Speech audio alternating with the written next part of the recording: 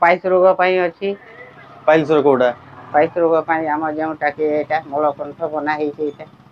जहाँ रक्त पड़ू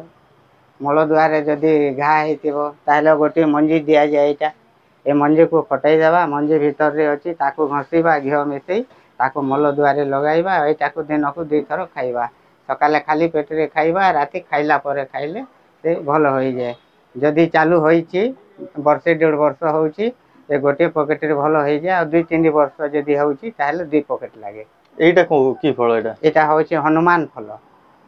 माने को बळे एटा एटा से पुराना घा रे काम देबो कर्कट रोग रे काम देबो दरद रे काम देबो से जो गालो माता होए गालो माता रे भी काम देबो से एटा भी जंगल रो कलेक्ट करा हां एटा भी जंगल रो मिले माने पाइल्स केते दिन ठीक है जोडा अति कम रे ताको 2 पॉकेट खाइबा को पड़े 2 मास खंडे लागे 2 मास रे हिजो हां 2 मास माने परे आउथरे ऑपरेशन किसी दरकार नै नै ऑपरेशन हैला लोक तो आसु चंती ऑपरेशन हला पर भी पूरे माने सब दिन पय ठीक हे जिवो ना हां सब दिन पय से भल हे जे आ तापर बाहर बनी आ हेबा नै माने ए पाइल्स पूरा ठीक है जो आपण गारंटी दउ हां हां गारंटी एटा यार ये केते टका पडु छी ए 200 टका पड़े केमिति को खिया होटा को ताको राती खाइला परे सकाले खाली पेट से खाइबा को दिया जे माने जहा को एक्चुअली पाइल्स होता है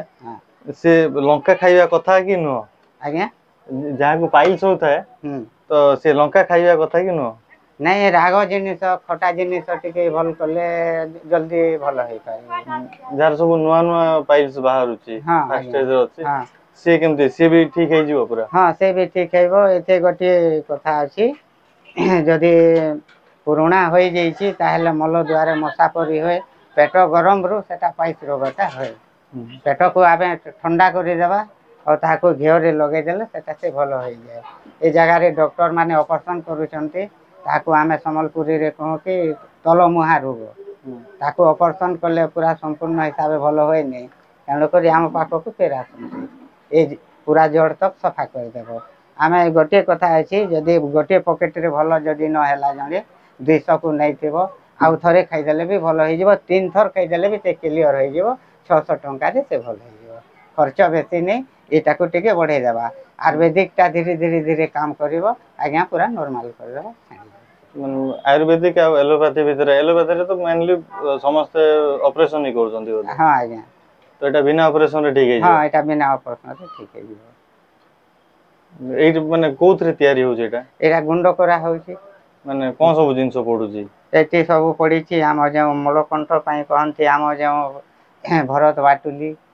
ताले हम देवसंड छाली आउ गोटे अछि हमर चिरेता ये सब जिनिस पेट जो जोटा ठंडा करे ताको गुंड करी खाइबा को दे तो एई जिंस रो प्रमोशन पई सरकार किछि करचंती कि नै आज्ञा सेटा डाकंती हमको भुवनेश्वर डाकितिले ट्रेनिंग देवा पई केमती रोग होउची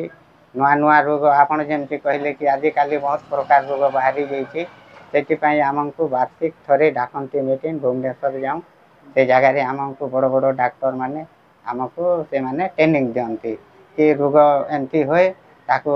एमती औषध देबो कि तम पाकरे आ किछि अछि हमको से माने बुझी करी